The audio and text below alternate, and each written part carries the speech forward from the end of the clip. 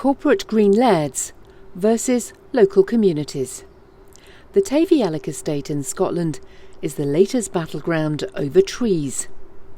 The 3,500 acre estate in Argyll is up for sale for £10.4 million. A group of locals want to buy it, but they're up against a company called Highlands Rewilding that plans to plant it with trees. The company already owns two Scottish estates, Beloit in Inverness-shire and Beldorney in Aberdeenshire, where it's carrying out what it calls rewilding work. There is controversy about green lairds, such as Highlands Rewilding, buying land where they can make money by planting trees to offset carbon emissions elsewhere. These schemes are pushing up land prices and making it tougher for local people to compete. It's not trees per se, it's the money from trees. So this is all about the further financialisation of Scotland's land resource. So rural communities are suffering hugely from issues like depopulation, which impacts on the school rolls. So the schools close, you can't get nurses or care workers locally. Businesses can't get employees because we're seeing huge depopulation, because trees and carbon are seen as more important than people. It's a problem for country people all over the UK. In Wales, farmer Gareth Wyn-Jones questions whether trees are the best solution. Regenerative agriculture and tree planting are both the same. So, I'm not against planting trees, but what I am against is these monocultures of just planting one tree or thousands of trees in areas. What we need to be doing is hedges and edges. We can use that then, to sequence the carbon and give livestock, shelter, and as well it will give habitats for different invertebrate and different wildlife, insects, all this, bird life, all this works together. So hedges and edges, the right tree in the right place, and utilising what we've got on our land. Rewilding is also controversial in England. So the big question is, would I like to see regeneration across these grouse moors? Absolutely not. No. I also wouldn't like to see whole-scale tree planting either. I think this landscape carries more biodiversity now than it would do as its woodland equivalent. And I think we've got to think about that into the future. As we said before, the right trees in the right locations for the right reasons. We found examples on the edge of the moor where tree planting can work. We found where regeneration can work as well on the edge of the moorland.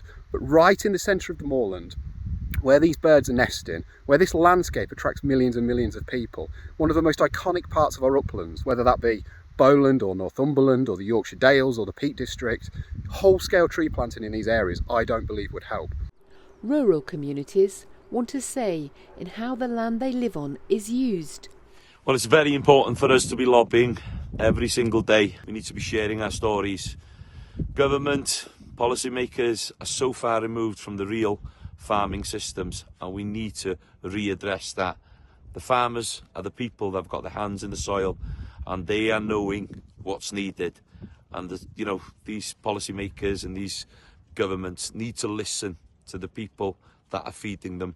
To go forward, we need some kind of hub of really good farmers lobbying and making sure our voices are heard in the right places. Gareth says trees aren't the only way to combat climate change. He says land should be used to secure the environment and provide a sustainable source of food. Upland farming is very unique, it's very diverse, but as well, if you look around you, we are storing hundreds of millions of tonnes of carbon. And by using these creatures, white fluffy things and cattle, we're able to control the grass. Every time the grass grows, and it sequences back in the carbon from the atmosphere. So these are intricate parts of the upland systems. And you know what? We've got some of the rarest flora and fauna and wildlife up there, and we need to protect them. These animals in life and in death can feed many, many families on the mountains. It's taking those really important decisions, balancing everything up that you need, whether it be flood risk or the rural economy, or whether it be what's right for shooting or what's right for agriculture or what's right for biodiversity, and then selecting those woodland areas or those regeneration areas really sensibly, and then working with lots of people as well to make sure that it works. And then We spoke a little bit about follow-up management, but there's no point planting these trees or having these regeneration areas if you're not going to do the management. So the rabbit control, the hare control if needed, the squirrel control, those things that are going to go and the deer control particularly, those things that are going to go and eat that woodland or stop that woodland from growing, well, there's no point planting it if you're not going to do the management as well. Planting hundreds of thousands of trees may appear to be the solution to tackling the climate crisis in the short term. But the long-term cost to rural communities may be much higher. The market is such at the moment that lots of external businesses who are looking to either buy up carbon credits or to offset their own carbon, we're seeing a lot of airlines and big transport companies buying up carbon. They are using Scotland's land as a route to addressing their own issues.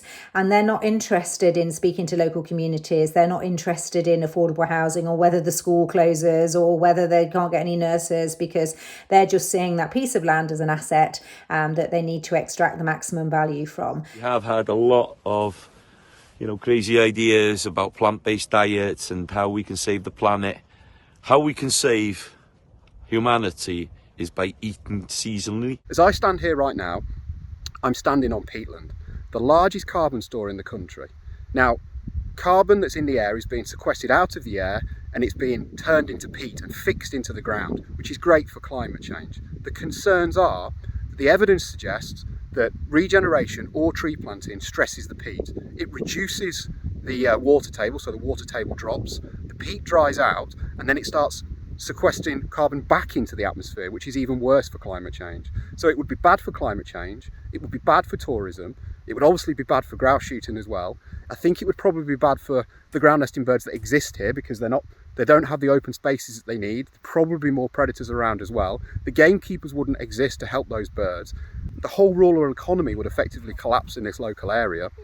So no, we've definitely got to pick the right locations for tree planting, and this to me certainly isn't it. Unfortunately, money, or in this case, tax breaks talk. The future of the Tayvallich estate may come down to who can afford to pay more, rather than who can protect the people who live there.